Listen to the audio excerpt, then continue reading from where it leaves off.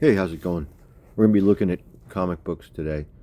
We're gonna see how this angle and this setup is. Uh, what is what is the day of the week? I often forget the days of the week. Anyway, it's the afternoon time, and it feels like it's summer. It is 90 degrees outside. It's beautiful, and the FedEx man is here, and there's the air conditioner that I never use. And here we are. So I think we're gonna try this spot. I'm on a ottoman. I feel pretty comfortable. We're just gonna randomly hit these boxes. Now this is the stuff that we hit recently. Um, this is the Swamp Thing that we went through. We made a video of.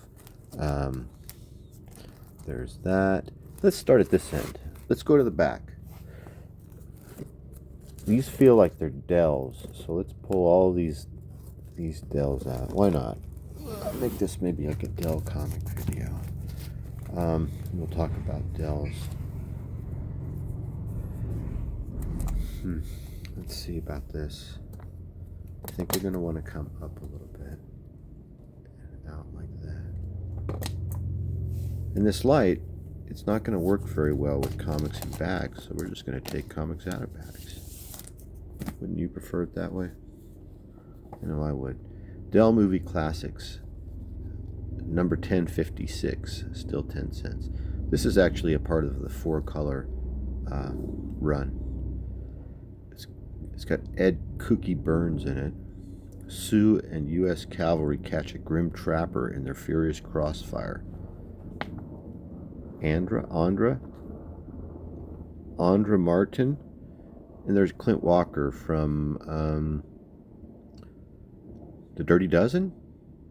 That's the first thing I could think of that he was in. Is that he was in The Dirty Dozen, I think. It's a cool cover, man. That costume is amazing. That buckskin. That I'm not sure about this angle, because if we want to go like that. Okay. Now let's see. We open this up. Is that going to work? I feel like we usually get a better. It's okay. It's all right.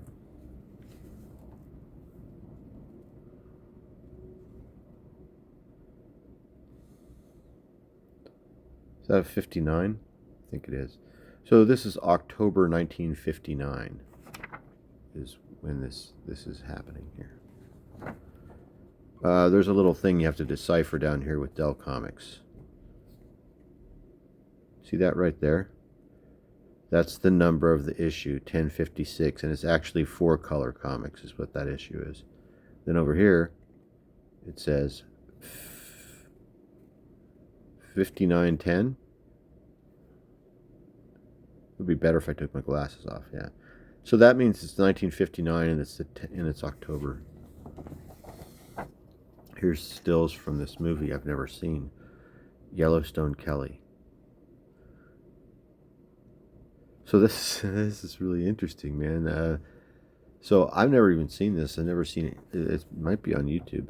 I love how the top 3 billed actors all have quotation nicknames. Clint Cheyenne Walker, because he was in a TV show called Cheyenne. Edward Cookie Burns. He was in 77 Sunset Strip. And John Lawman Russell. That must have been also another television show I don't know about. In Yellowstone Kelly. And her name is Andra Martin. Technicolor. They found themselves embroiled in a savage frontier battle. I have not read this comic. It looks great, though. So I love all this Western stuff. Having grown up in California and the generation before me, my uncles, they were all into this stuff, man. This looks great, doesn't it? So this is just a workaday Dell comic, you know. This would have been sold in places where you found comics back in 1959 which is amazing, which was almost everywhere. You know, this would have been sold in all different types of places. Drugstores, supermarkets, candy shops, liquor stores, tobacco stores, all kinds of stuff. No ads in here. This is Dell before there were even ads on the back or even on the inside cover. There's no ads. There's no, look at how cool this is. There's no credit given to writers or artists. I didn't go looking for this stuff. It just found me. A lot of my comic collection is that way. When I was a kid and I started, when I first had exposure to a comic shop, was 8th grade. And I went to the shop like maybe every other week or something, and I actually had a want list. I had want lists when I was a teenager, and I actively worked on filling the want lists. Walt Disney's Waterbirds and the Olympic Elk, true life adventure features. But after I reached adulthood, I really stopped seeking out. Well, I went years without buying comic books, but as an adult now, it's very rare that I will look at how great that is, that I will purposefully seek out a particular comic. It's really rare that I will do that. I don't know why. It's just easier maybe because I've got so much other stuff going on. It's easier for me, and I prefer it when the comic finds me somehow. So I wasn't looking for Dell. It just happened, like about 10 years ago, maybe a little more, that I discovered that it existed. I knew that it existed. I had remembered when I was a kid, vaguely, but it was, it was nothing that I kept around. These were comics that the ones that I did have when I was little that were Dell or Gold Key for the most part, I would give them to my mom when she would come through for her garage sale purge. She would come through and purge my room about twice a year. Look at this. This is this really great educational type stuff. These are comics that your mom buys for you. And then about 10 years ago, I found these on mycomicshop.com, and I discovered that you could buy these copies of all this old Dell stuff, usually between $2 and $3 a copy at this grade. Most of these are like $2, $2.20, $2.40, between 10 and 15 years ago. And they might still be, I don't know. I think it's great stuff. So I started adding it to my cart at the beginning, and then pretty soon it began becoming the majority of my cart because I liked it so much. Look at how cool this stuff is. Wow, look at that T-Rex. Man, look at his face. Wow. So it's images like this, when I see this stuff, this is a comic that an adult would buy for you and give to you if you were a kid. And when you got this as a kid, maybe you got this when you were 7 or 8 or 9 years old, Secrets of Life, the birds and the bees, right? That's what it looks like. But I don't know. But when you open this as a kid, my point, before I got off track, my point is this might be when you're 7 years old. I mean, this would be my favorite drawing of a T-Rex. This comic would get worn from me opening this up and looking at just this image alone as a little kid. I might put this next to a piece of paper, and I would try and copy and draw my T-Rex like this. Look at his arms. Look at the shadowing back there. You can see it. Look at perspective. So another thing about Dell Comics, and I was just going to say for the most part, but I think it's solid all the way through. The people that are drawing these comics are not comic book artists. They're trained illustrators. They're trained to draw everything. They could draw anything and everything, and this is just a job. They're not really full-time comic book artists. Wow, look at these guys. Trilobites, Cenobites, Bagel Bites. Look at them. This is not as good, but it's still good, man. I think it still looks great. His teeth are awesome. Look at this little guy. This looks like you could probably make him into a pet or something. Wow, isn't this amazing? So this is also another issue of 4-color I forgot to mention. So let's look up here. See that number? Number 749. You might think this is, wow, Walt Disney has a title called Walt Disney's True Life Adventure. No, it doesn't. It's just another issue of Dell 4-color, which is this constant, ongoing title that never seemed to stop. And they would put out sometimes 4 issues a month, I think. I think it was weekly. And you never knew what you were going to get. It doesn't even say here on the indicia that it's called 4-color. That's just what it's called. But it never says 4-color. It just has the title of the comic. But your only reference is to the number. And then you can look here and see what year this is. It's 1956. So who knew? So I've read this, but I read this 10 or 12 years ago. And the deal is who would know, like I was saying, who would know from this cover that you're getting a dinosaur comic? I wouldn't.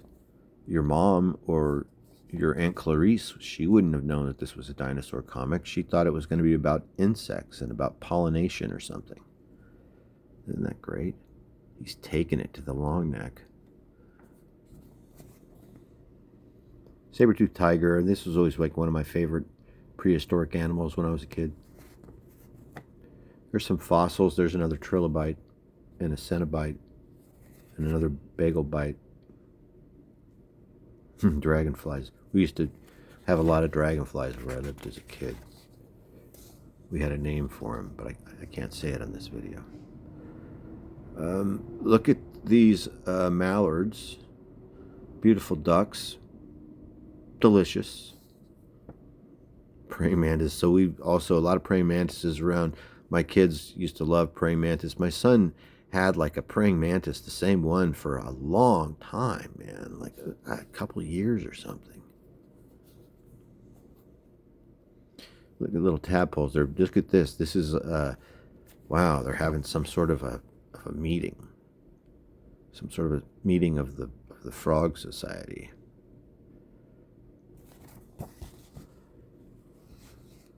Oh, he's camouflaged. What a great comic. Gulp. Patooey. He's going to spit that butterfly down. Yeah, see, I told you. This is what you get on this channel, on these videos. We're going to look at comic books. No ads, just comics. It's super educational, but it's also just really, look at this spider. Oh man, this is great.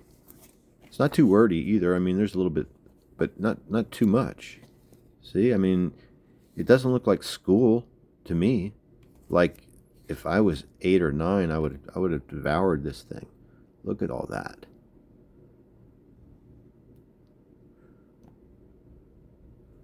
That is great.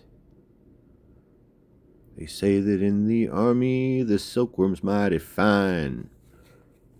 They're going to work on that silkworm. Whoa. Shiminy.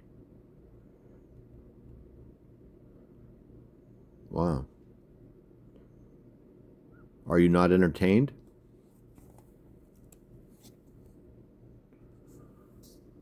Wow, that's kind of scary.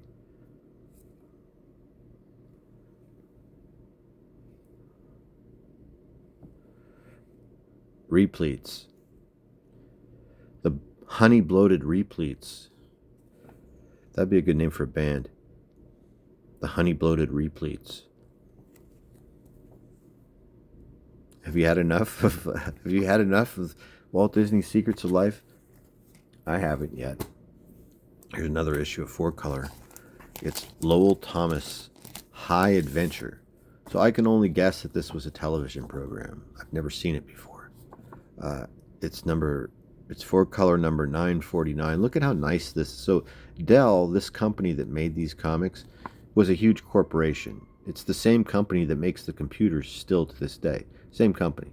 Except back in the 50s, it was almost all paper products. And it was every kind of paper product you could imagine, from office supply paper products to crossword puzzle games, movie magazines, paperback books, hardback books, uh, everything you could think, stationery, anything and everything you could think of. This company Dell was making it.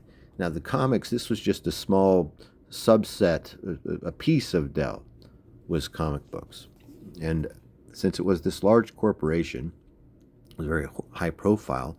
These comics that they were making represented their something, and if it was Americana, so these comic books, they didn't need advertisements in them. They didn't want advertisements in them. That was part of the sell. Part of the sell was that you get 100% comics for one thin dime, and there's not going to be anything bad in it. It's going to be totally wholesome, totally educational, totally entertaining. All those things aren't necessary. Sometimes it wavers a little bit, but with 4-color at this point, this is just, I mean, this is straight status quo. They're using the title in conjunction with licensed properties over and over and over again. And so this is just an extension of this television show called Lowell Thomas High Adventure. It's a comic book version of this TV show. So for this 1 month, that's what is on the stands. Now, a person that would buy this comic for 10 cents is not the same person that's going to buy this comic for 10 cents. This is your grandma buying it for you, or this is a smart kid or something. But this is a guy buying some cigars and a pint of old tennis shoes, right? And then this is a dude, a grown man comic. Look at that cover. It's a headhunter from New Guinea on the rampage. This is like a comic version of those men's adventure magazines. A Bengal man-eater on the prowl. Do you see them? Where's the tiger? I don't know. I should take my glasses off. So I guess this is Lowell Thomas, the man-eater. Yeah, see? A very nice caricature. Look at the quality. So Dell is hiring these artists, or they already work for Dell in other capacities other than just comics, right? So it's top notch, man. They don't want just like some stiffs in here. See? It's well done. Very well done.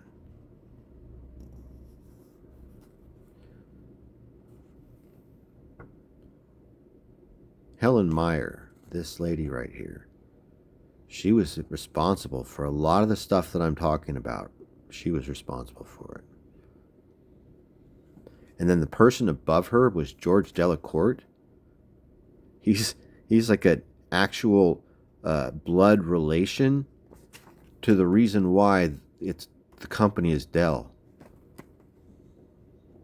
George Delacourt Jr., he's the publisher, and Helen Meyer is the president.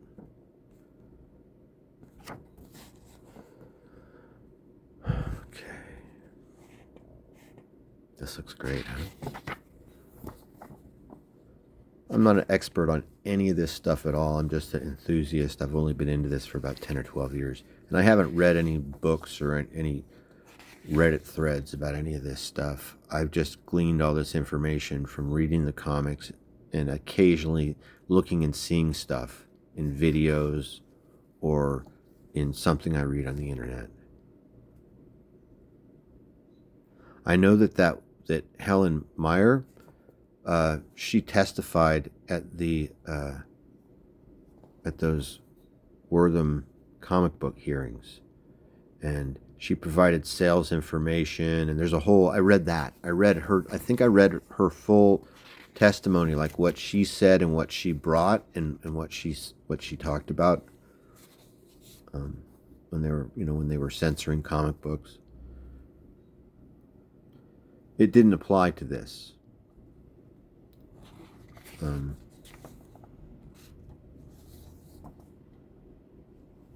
the censorship. Dell wasn't affected by it, but she had something important to say. This looks great, doesn't it? Look how good the art is. So, I mean, maybe some people might think this is dry or boring or something. One of the things I like about it is how every issue is self-contained. As a kid growing up, my favorite stuff to read was Marvel, and it was like a soap opera. It's a continuing serial, right? The story never ends. And then they're constantly our editor's notes giving you references to. You need to go back and read these comics that you've never seen that seem like it'll be impossible for you to ever possess them. So I'll never be able to read that story. But he's telling me in an editor's note that it happened, 7 years ago in this other comic. But none of that ever happens with Dell. Everything, look at how good this is. Everything is self-contained right inside here, man. You're transported into whatever this is, and that's it. Once the comic is done, you're done. Chances of revisiting any of these characters, it's all over. And then what it might do now is you're like, what is this show about? And you just search it on YouTube, and you could probably watch episodes of Lowell Thomas's High Adventure, and it will probably be, I don't know, I'm not sure how it will be. That this looks cool, man. New Guinea tools and weapons. This was a bunch of headhunters and tigers. See, here's the pledge that is in every comic that Helen was talking about. A pledge to parents. Look at this. This is here because of those hearings and because of them trying to regulate and remove violence and crime. And that was mostly what they were trying to eliminate from comic books, was violence and crime. But she's wanting everyone to know that does not apply here. Santiago. This is a movie with Alan Ladd that I've never seen. Let's fly through a few. Can't look at every single one.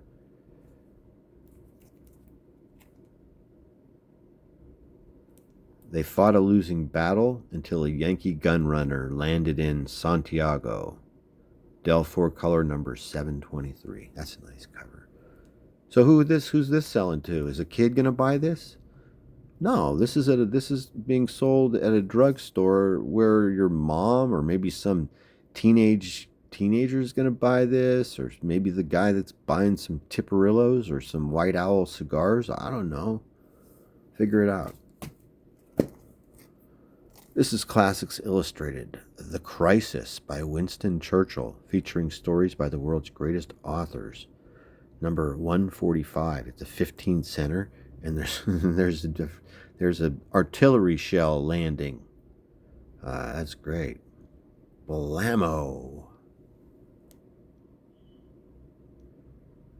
There's nothing that makes me want to buy a comic than the absolute look of pure fear.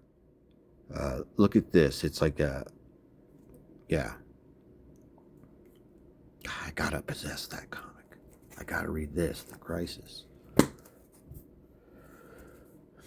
Here you go again, man. So this one is like a fake out, man. There's not even a number on the cover.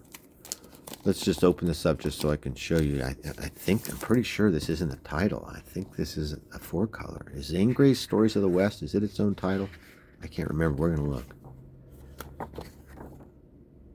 It is. Okay, this is Zane Grey's Stories of the West, Volume 1, number 29. March through May 1956. So this was its own title. This is not a part of 4-color.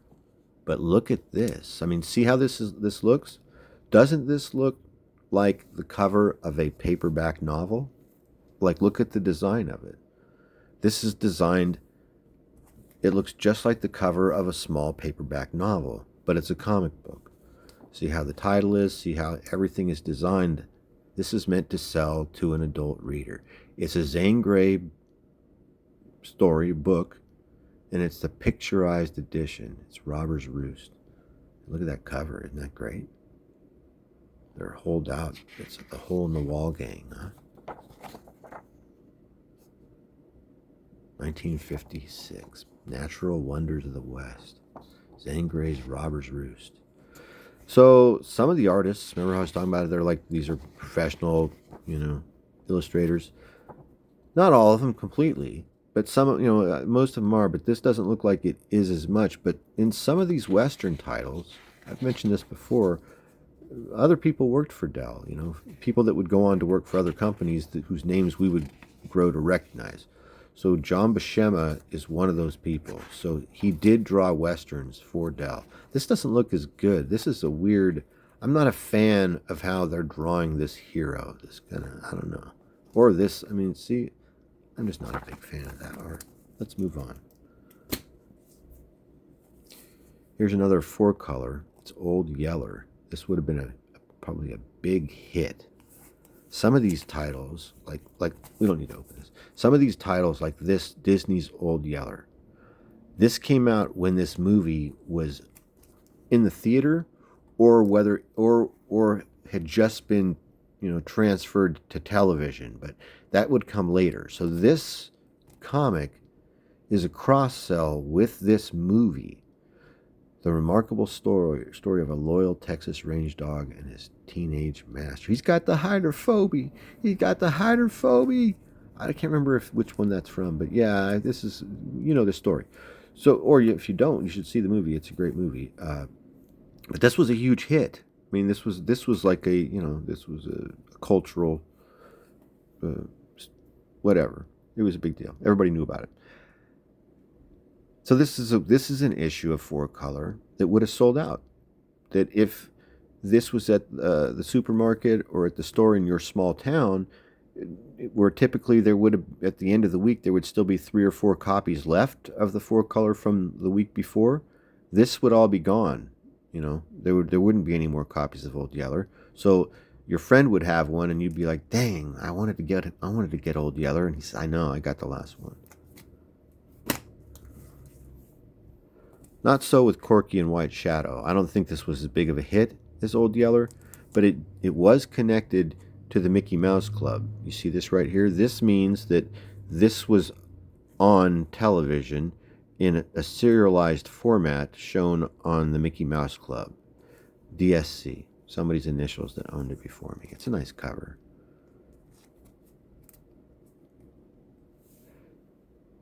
Corky. Huh. Now look at this oddball thrown in here. It's the Ultraverse, The Solution #1 from Malibu Comics. Is this autographed or something? Ultra 5000 Limited.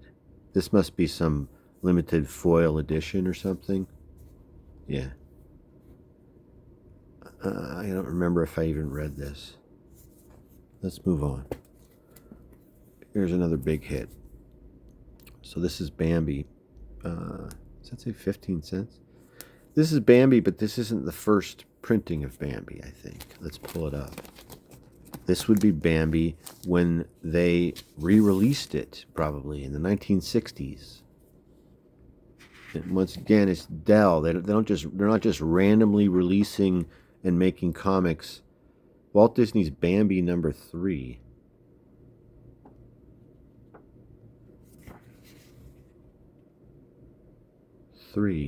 I'm not sure. I'd have to look this up. So this is, what do we see a year? I mean, it said 1928. That was the original, but let's see what year this came out. 56.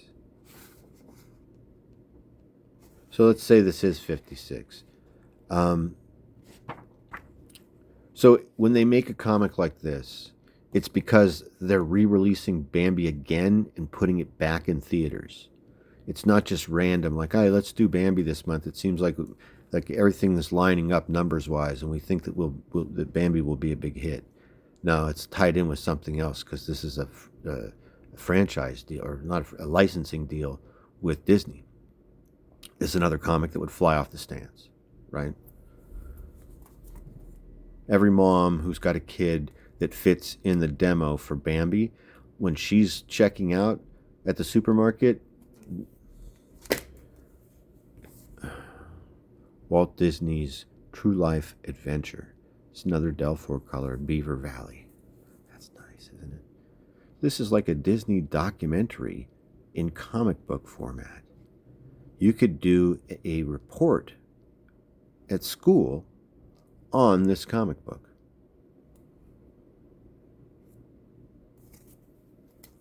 Was that the intention, you think? This is Helena Troy. I hate when they have these stickers in the front. And this is like a Cliff Notes of a sort, right? Oh, come on.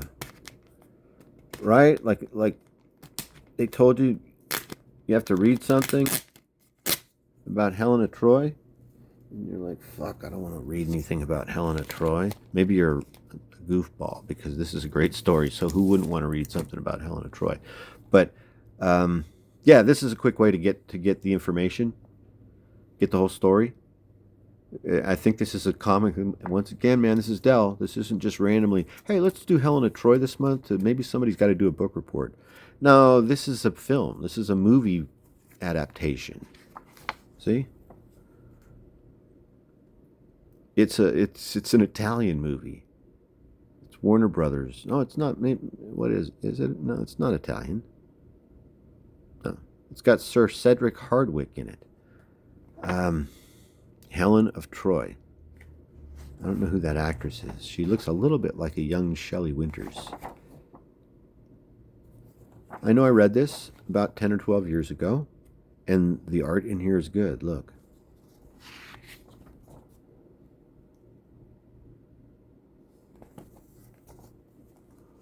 Get the whole story. They're not half-stepping. They're not going to do it wrong. They're not going to revise anything, because this. Remember, did you read what Helen wrote? They took a pledge to the parents, right? No revisionist history.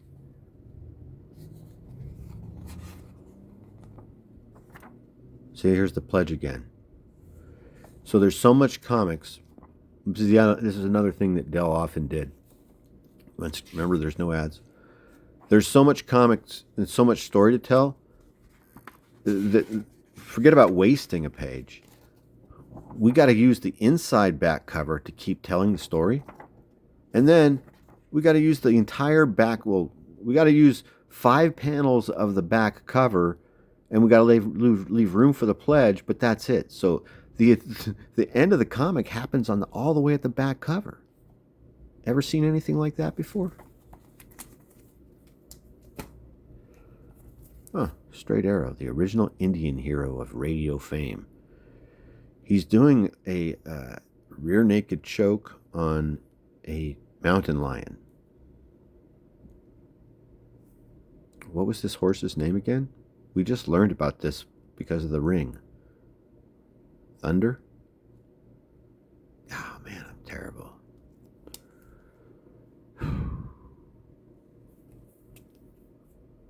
Fred Meager. This looks like it's going to fall apart. I'm not going to take it out, but it's a nice colorful cover, isn't it?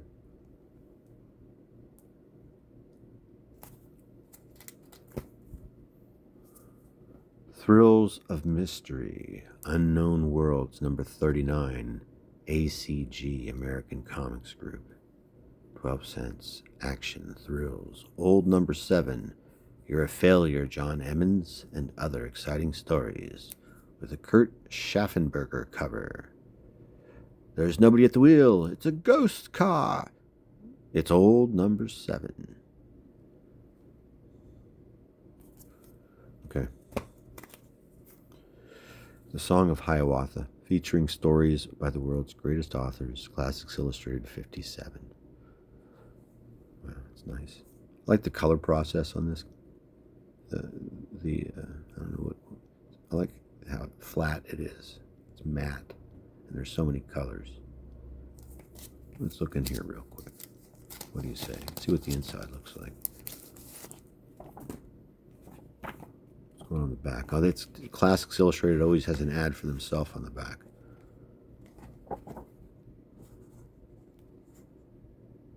March 1949. This is an old one. This is the oldest comic we've looked at today.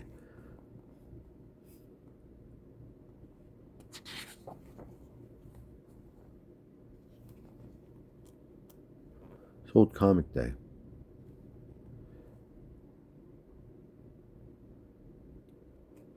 Running bear, love little white dove, with a love as clear as the sky. Running bear, love little white dove, with a love that'll never die. That's what this reminds me of. Looks good, huh? Like, whoa.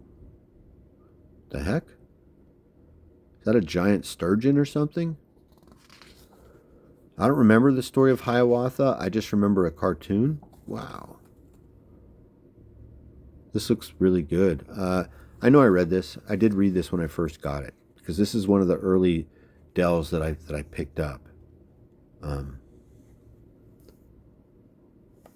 And in the beginning, the first ones that I picked up, they ended up being so good that kind of dictated me, to continue to buy them.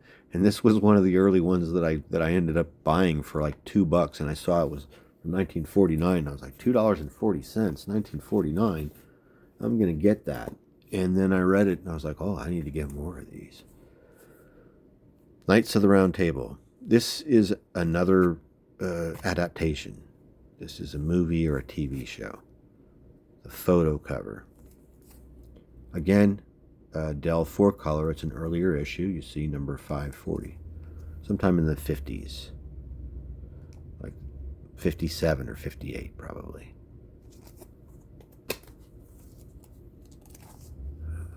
A boy, a horse, and a dog. Rusty Riley. So this, I think, is a comic adaptation of a book or a story or a novel, not a movie. It's a nice cover, though. Horses were really big at this time in the 1950s. Super popular.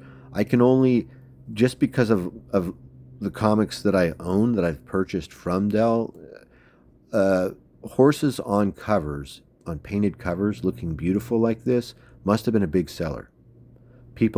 Everybody likes horses and dogs.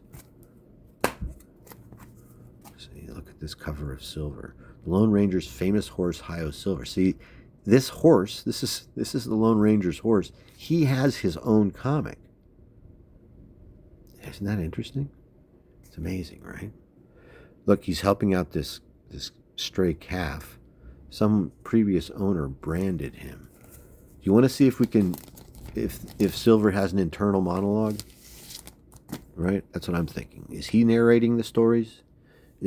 Right? Are we reading what Silver is thinking? That's what I want to figure out and learn, because he's got his own comic book, and this isn't even a part of 4-color. This is an actual title. Lone Ranger's famous horse, Hi-Yo Silver, number 10, 1954, April to June. So it's quarterly.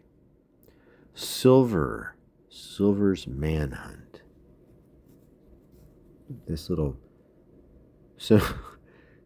This verifies this is an authentic Lone Ranger comic. I am Tonto. I'm Lone Ranger. This is a bullet. Continue reading. Oh, the art's great. It's really good. Again, I like this color. There's something about this color I like. So this is the Lone Ranger. What's going to happen? Are they going to get separated? I feel like they need to get separated for this to be a Silver comic, don't they? All right, here we go. Something happens. And now Silver is among his people. Oh, I thought maybe he was saying something. He's saying "Ia-un." So yeah, look at. Ooh, I thought he was vomiting for a second, but he's doing something. He's ripping something with his teeth. Look at his lips. He's reeing. He's fully reeing. Horse panels, just horses on them. See, look. Just horse panels. Can we get somebody in here next week to get more of these horse panels done? I need more horse panels, god damn it. Oh, they're kissing.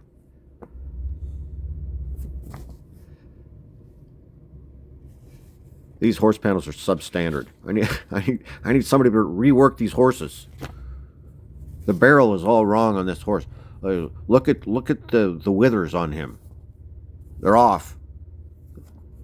This is great. I think this shit's gold. I mean, but I'm a weirdo. But for $2.40, which is what I probably paid for this at the time, it's a freaking steal. I was doing this thing at the time where I was so dissatisfied. I lived in San Francisco, and there were comic shops, but I didn't like any of the new comics. And the prices of the new comics were $3.99 or $4.99, maybe $2.99, I don't remember. But they were incrementally getting ridiculous for the quality of the comic inside, and I didn't like any of it. I didn't like any of it. So, really, I mean, there was one or two things that I read occasionally, but because I'm not like a weirdo. I give certain things a chance. So anyway, I discovered this stuff existed, and I'm like, wait a minute. You know what I'm going to do is I'm going to see if I can freaking buy comics that cost me less than the price of a new comic.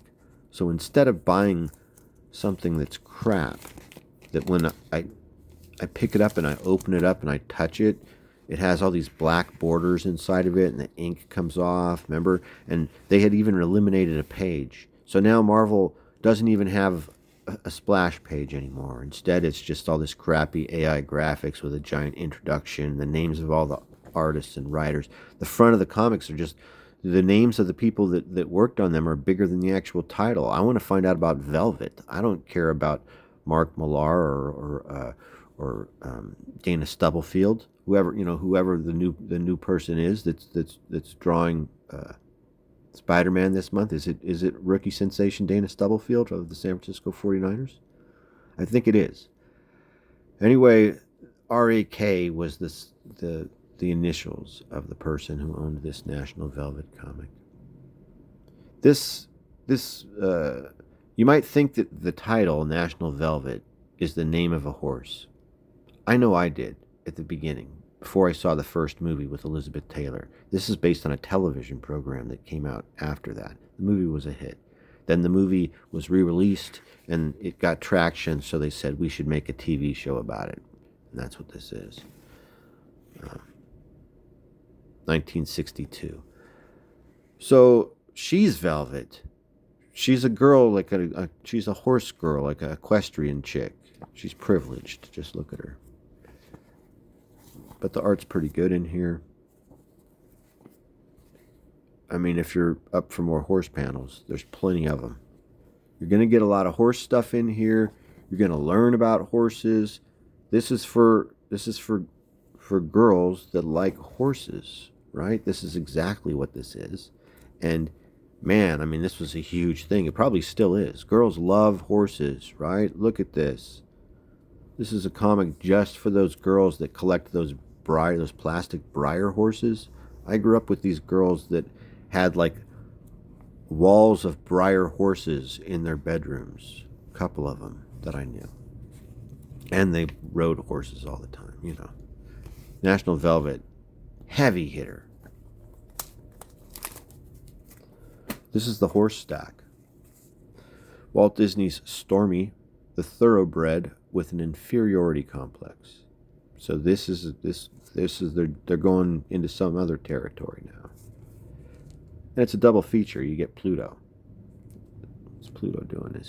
He's looking up at Stormy. That's nice. I bet this is a good one. This is aimed towards the younger horse lover in your family. Son of Black Beauty.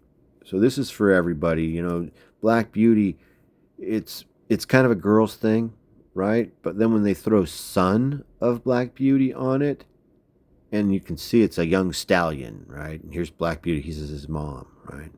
And here's the young stallion. So, I mean, I would have read this if I was 8 or 9. But, I mean, I read anything and everything. So I would have read all this stuff. If I was a kid and I was at Aunt Clarice's for the week and I was stuck there.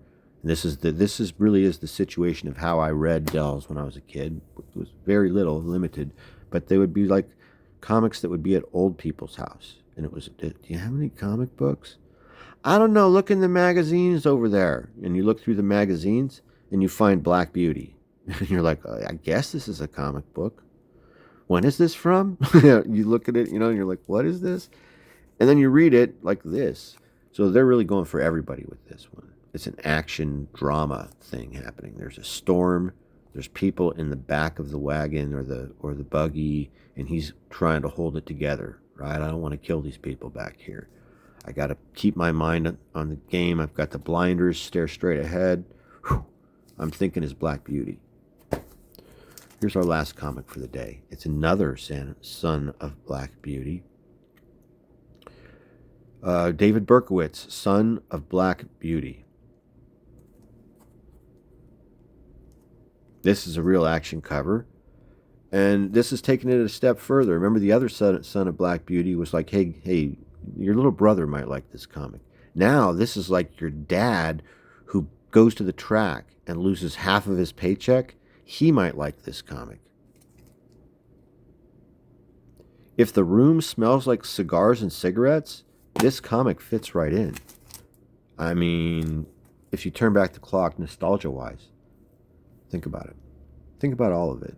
It was great having you here looking at these comics. It was like a long-form comic video where we looked at comic books. This is an original art drawing of Betty Page by John Goris. Isn't that amazing? That needs to be framed. It needs to go up on the wall. So this has been another one of our long-form videos where we look at comic books, and mostly we looked at Dells. So let's stack these up. We'll make a thumbnail. See you next time if you hung out. Don't forget to like, share, and subscribe for more stuff.